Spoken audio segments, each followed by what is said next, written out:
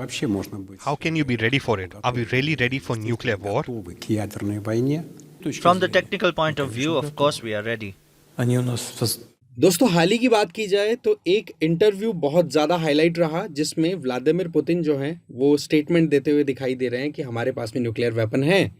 But देखा जाए तो वहाँ पर इस बात को लेकर के बहुत ज़्यादा मीडिया में बातें हो चुकी हैं। बट वहीं दूसरी तरफ सरकार की तरफ से, रशियन सरकार दैट मीन्स क्रेमलिन की तरफ से एक क्लियर स्टेटमेंट दे दिया गया है कि इसको बहुत गलत दिशा में ले जाया गया है। वहाँ पर प्रेसिडेंट पुतिन ने जो बात बोली थी उसका कंटेक्स्ट कुछ और था और उसमें से केवल एक छोटे से पार्ट को निकाल करके उसको बहुत ज़्यादा हवा में उड़ाया गया है। और ये मामला मोर और लेस आप जानोगे ये मिस इन्फॉर्मेशन का बनता चला जा रहा है, क्योंकि इसमें बात क्या है कि इंटरव्यू के दौरान व्लादिमीर पुतिन से सवाल ये पूछा गया था जर्नलिस्ट के द्वारा कि अगर अमेरिका कोई एक्शन लेता है, अमेरिका की अगर एंट्री होती है यूक्रेन में तो आप क्या करोगे। तब व्लादिमीर पुतिन ने अपनी तरफ से ये बात कही थी कि अमेरिका अगर आता है तो फिर हमारे पास में भी न्यूक्लियर वेपन है, हम देख लेंगे उनको, जिस तरीके से हमारा काम होगा उसके अकॉर्डिंग। यहाँ पर इस बात को इस तरीके से करवट दी गई कि जैसे व्लादिमीर पुतिन जो है वो न्यूक्लियर वॉर के लिए बिल्कुल रेडी हैं, खुद तैयार कर रहे हैं, अपनी एक इनिशिएटिव लेने की तैयारियां कर रहे हैं। तो ये सिचुएशन कहीं ना कहीं अपने आप में रशिया के ऊपर सवाल उठाने वाली हो जाती है कि रशिया कितना ज़्यादा रेकलेसनेसली अपनी अप्रोच लेकर के चल रहा है, कितने इररिस्पॉन्सिबल स्टेटमेंट दे देता है। बट इस चीज़ को अब यहाँ पर रशिया की गवर्नमेंट या फिर हम कहें क्रेमलिन की तरफ से क्लियर कर दिया कि पुतिन के द्वारा ऐसा कोई थ्रेट क्रिएट करने की कोशिश नहीं की गई थी कि हम न्यूक्लियर वेपन यूज़ करेंगे। बट पॉइंट ये है कि अमेरिका जो है वो इस बात को बहुत ज़्यादा आउट ऑफ कंटेक्स्ट ले जा चुका है। तो इन चीज़ों को हम यहाँ पर समझेंगे कि एक्चुअल में ये सारा एंगल है क्या।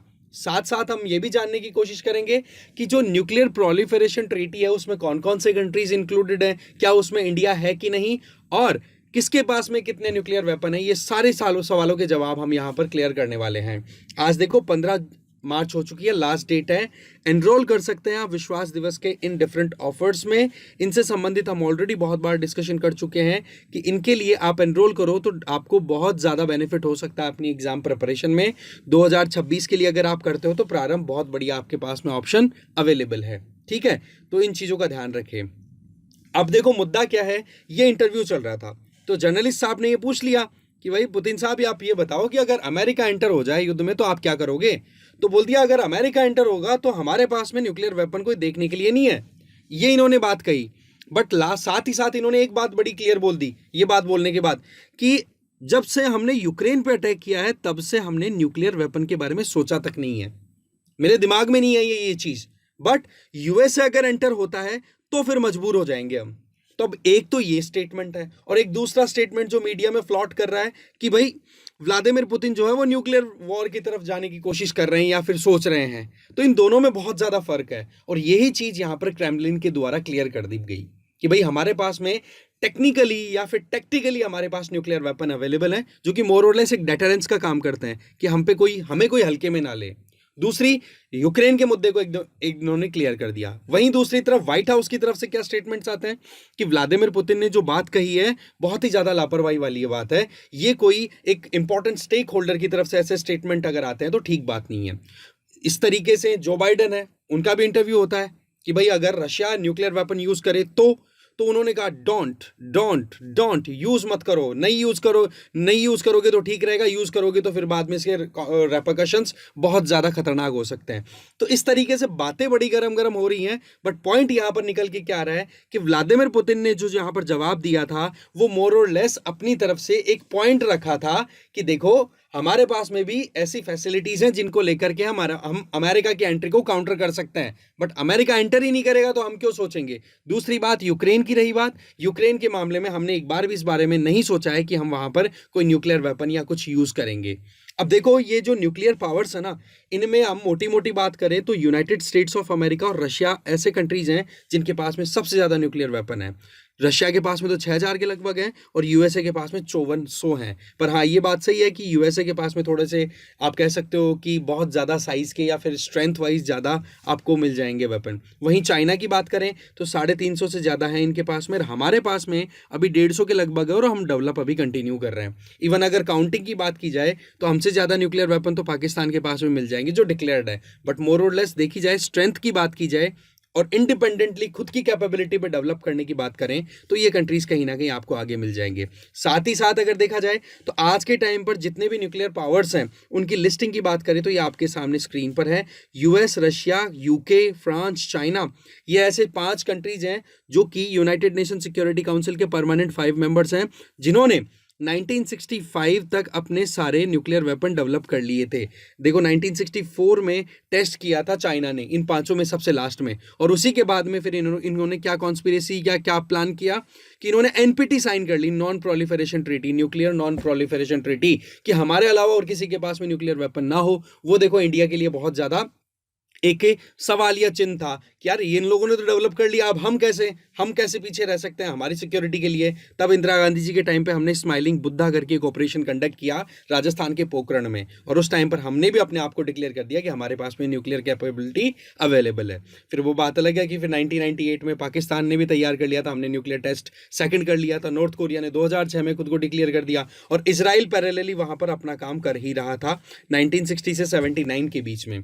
बट मोटी मोटी बात की जाए तो एनपीटी में जिन कंट्रीज को न्यूक्लियर पावर के तौर पर रिकॉग्निशन मिला हुआ है, ये गिनती के 5 कंट्रीज हैं। इनमें पाकिस्तान, इंडिया या फिर नॉर्थ कोरिया, इजराइल, इनको कहीं इंक्लूड नहीं किया गया है। और एनपीटी में इंक्लूजन नहीं होने के चलते ही आपको पता है कि इंडिया को जो न्यूक्लियर सप्लाई होनी है या फिर यूरेनियम सप्लाई होनी होती है, उसमें कहीं ना कहीं चाइना हर्डल्स भी क्रिएट करता रहता है।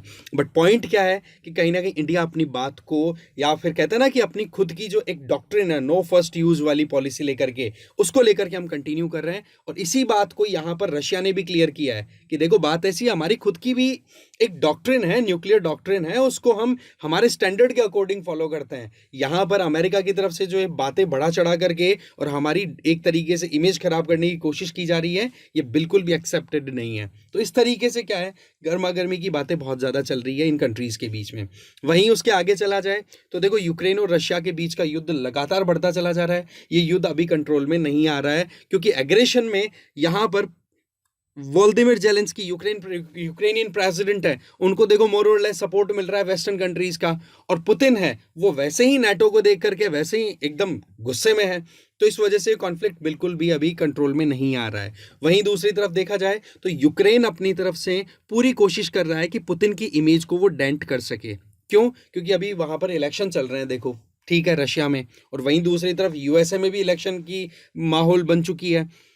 ये एक अपने आप में कहता ना कि अपनी अपनी रोटियां सेकने का एक कंपटीशन होड़ बनी हुई है। एक तरफ व्लादिमीर पुतिन अपनी रेलेवेंस को बनाए रखना चाहते हैं, वहीं दूसरी तरफ यूएसए में प्रेसिडेंशियल इलेक्शन की कंपटीशन में जो बाइडेन अपनी प्रेजेंस को और अपनी कैंडिडेचर को ज़्यादा स्ट्रांगली प्रेजेंट करने की कोशिश करने के चलते यहाँ पर रशिया से बढ़िया कोई ऑप्शन है नहीं। और रशिया को जितना ज़्यादा वो एक तरीके से यूं हाईलाइट करेंगे कि ये बहुत बड़ा थ्रेट है, उतना ही एक तरीके से जो बाइडेन को एक सपोर्ट मिलने का स्कोप मिल सकता है, क्योंकि डोनाल्ड ट्रंप के आते ही तो कहीं ना कहीं वहाँ की इक्वेशन बिगड़ जाएगी या बदल जाएगी। तो इस तरीके से देखो अंतर्राष्ट्रीय राजनीति जो होती है ना, उसमें इस तरीके की इक्वेशंस को बहुत ज़्यादा अच्छे से अपने अपने हिसाब से यूज़ किया जाता है।